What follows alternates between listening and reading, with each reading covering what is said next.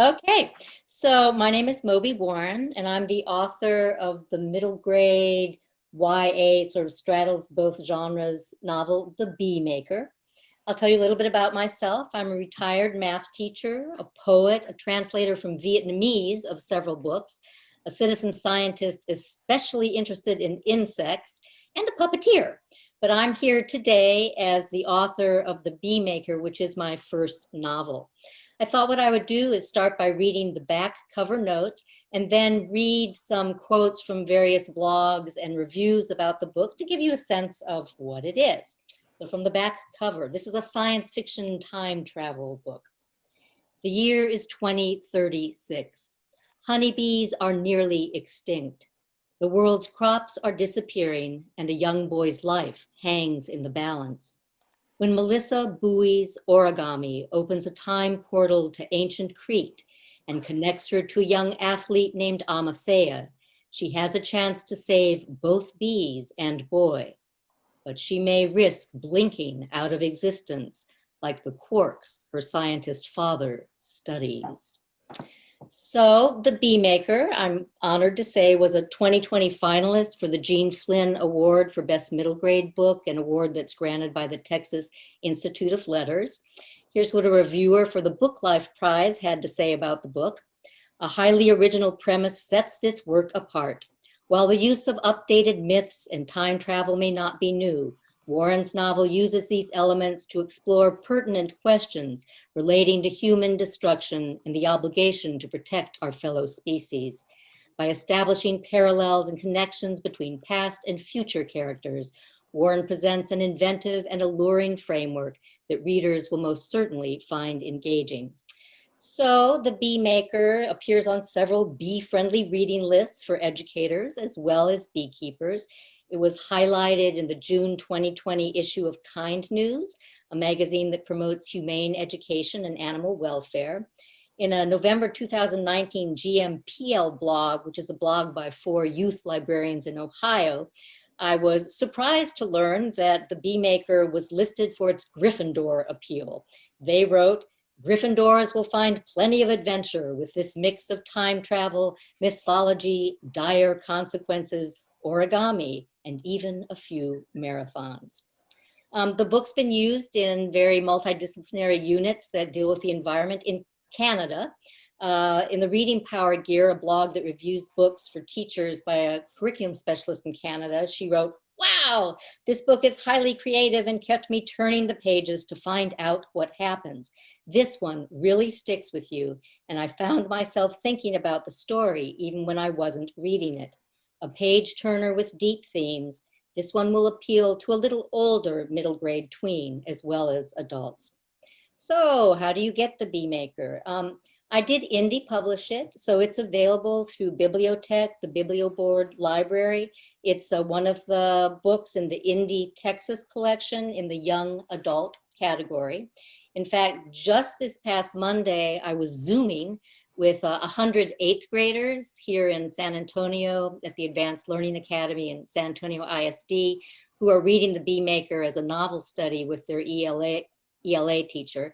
And they are using the, on Bibliotech, there's the Hoopla app. So they're able to access it through Hoopla. So if you're a teacher or librarian using Bibliotech, very easy to access this book for large numbers of students in classes.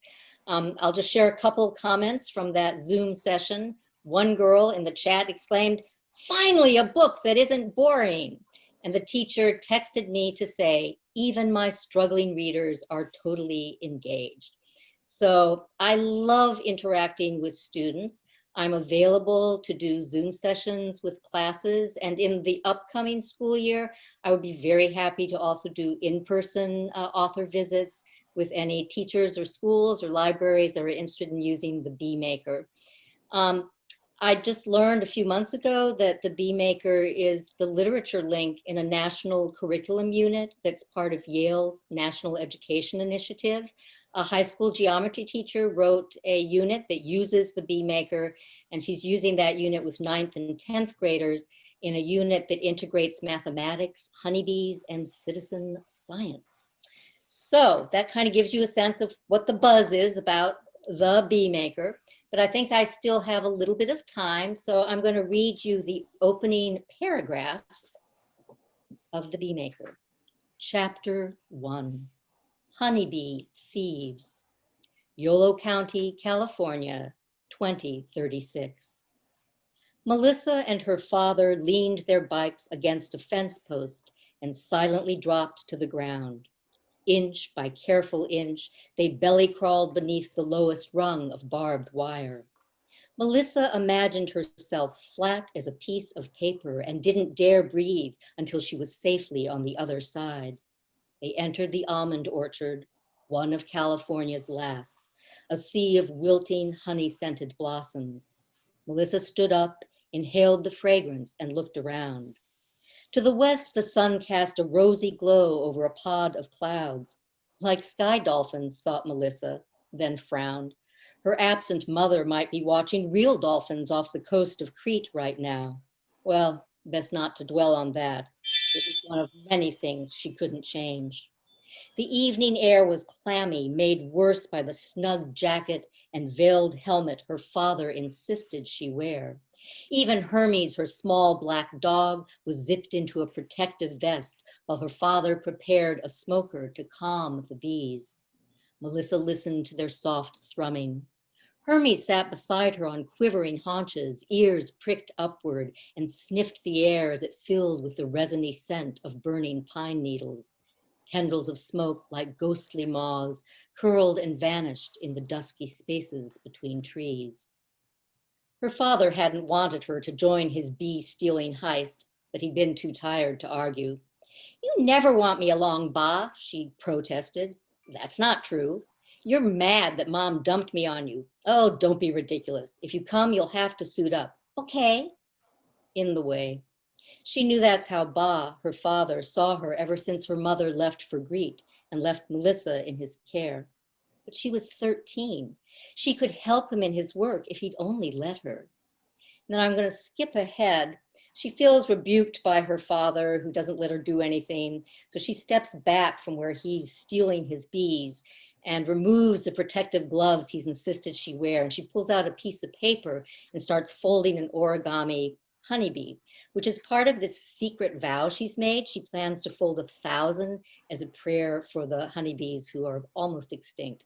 And so this paragraph is the first sensation she gets of the boundary between the veils of time and space dissolving. She made a few base folds on the patterned yellow paper and was about to make a new crease when a thin, reedy sound distinct from the bees vibrated in her ear. She felt a vague, unsettling feeling that someone else was nearby. She quickly glanced around, but there was nothing to see but her father, Hermes, and the monotonous rows of almond trees. She clapped a hand against her ear, fearing a thirsty mosquito had squeezed its way through her veil. Honeybees were nearly extinct. Large, aggressive mosquitoes were not. But the rising sound took on the shape of a human song. Flute? Bagpipe? The tune was exotic, sinuous as a snake moving across water. There was a haunting sorrow in it that held Melissa half spellbound, half uneasy. So the Bee Maker. I encourage you, I have a website. It's very easy. It's just mobiwarren.com, MOBIWARREN.com. And actually, I would really like to offer 25 free copies of the paper version to librarians or teachers.